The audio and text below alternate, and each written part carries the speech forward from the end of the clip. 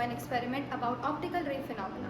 But before starting, do we know what are optical ray phenomena? These are one of the most common things that we experience in our everyday life. For example, looking at our own reflection in the mirror, looking at a pen magnified through a glass of water, and whatnot. All of these include the simple principles like reflection, refraction, diffraction, interference, etc. But our today's experiment is a little more interesting. As a science aspirant stuck within the four walls of my house during lockdown, I wanted to see the refraction of light through glass bottles. But what I saw was that my light, instead of getting refracted, was completely trapped inside my transparent medium. And that's what we are going to try to replicate today.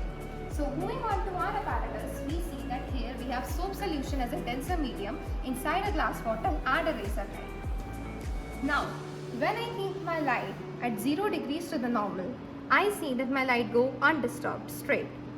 But moving away from the normal, making an angle greater than 0 degrees, I will see that my light comes out at different angles of refraction. As I keep on increasing my angle of refraction, I will notice at one point that instead of light getting refracted from this point, my light will refract at this point, indicating that my light is moving away from the normal.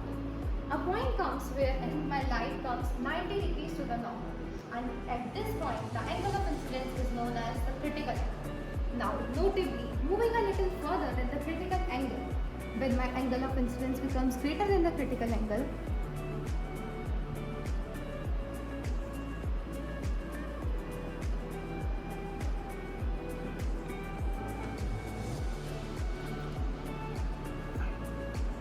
we see that our light, instead of going away from the normal and being refracted, we see that our light is completely reflected in the transparent medium, and hence giving the name of our experiment total internal reflection.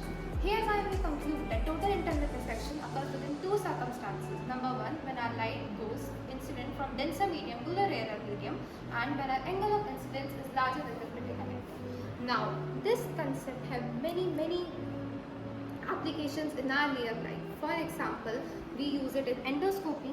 We use in many fields such as optical fibers, which is used to transmit signals millions of miles away. And one of the most common example is our rainbow.